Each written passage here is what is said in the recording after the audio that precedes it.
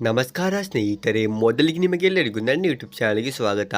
ಇನ್ನೇನು 1 ರಿಂದ 1.5 ತಿಂಗಳಲ್ಲಿ PKL ಆಕ್ಷನ್ ನಡೆಯಲಿದ್ದು ಎಲ್ಲ ಬೆಂಗಳೂರು ಬುಲ್ಸ್ನ ಅಭಿಮಾನಿಗಳು ನಮ್ಮ BC ರಮೇಶ್ ಅವರು ಯಾವ ಕೆಲವು ಆಟಗಾರರನ್ನು ಟಾರ್ಗೆಟ್ ಮಾಡಬಹುದಂತ ಕುತೂಹಲದಿಂದ ಕಾಯುತ್ತಾ ಇದ್ದಾರೆ.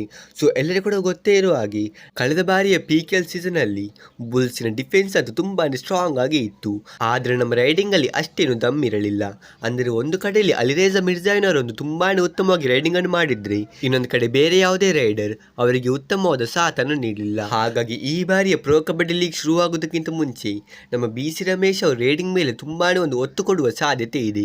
ಹಾಗಾಗಿ ಬೆಂಗಳೂರು ಬುಲ್ಸ್ ಅವರು ಆಕ್ಷನ್ ಅಲ್ಲಿ ಪವನ್ ಶರಾವತ್ ಅವರನ್ನು ಟಾರ್ಗೆಟ್ ಮಾಡ್ತಾರಂತ ಅಪ್ಡೇಟ್ಸ್ ಬಂದಿದೆ. ಹೌದು ಫ್ರೆಂಡ್ಸ್, ಪವನ್ ಶರಾವತ್ ಅವರು ತುಂಬಾನೇ ಉತ್ತಮವಾದ ರೈಡರ್ ಆಗಿದ್ದು ಇವರು ಮುಂಚೆ ಬೆಂಗಳೂರು ಬುಲ್ಸ್ ಇರುವಾಗ ತನ್ನ ಪೀಕ್ ಫಾರ್ಮ್ ಅಲ್ಲಿ ಇದ್ದರು.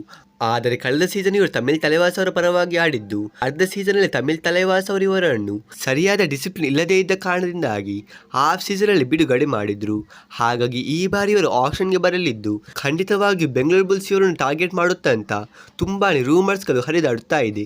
ಮತ್ತು ಇದರಲ್ಲಿ ಕೂಡ ಯಾವುದೇ ತಪ್ಪಿಲ್ಲ, ಯಾಕೆಂದರೆ ಪವನ್ ಶರಾವತ್ ಅವರೊಬ್ಬ ತುಂಬಾನೇ ಉತ್ತಮವಾದ ರೈಡರ್ ಆಗಿದ್ದು, ಇನ್ನೊಂದು ಕಡೆ ಬೆಂಗಳೂರು ಬುಲ್ಸ್ಗೆ ಕೂಡ ಒಬ್ಬ ಉತ್ತಮವಾದ ರೈಡರ್ನ ಅಗತ್ಯವಿದೆ.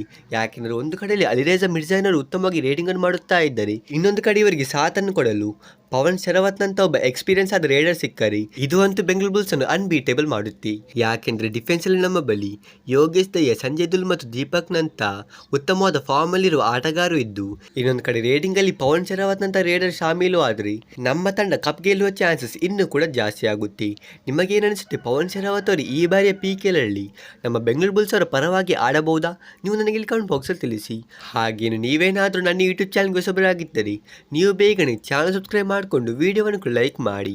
ನಾವು ಸಿಗೋಣ ಹೀಗಿನ ಮುಂದಿನ ಇಂಟ್ರೆಸ್ಟಿಂಗ್ ವಿಡಿಯೋದಲ್ಲಿ. ಅಷ್ಟರವರೆಗೆ ಬಾಯ್ ಬಾಯ್.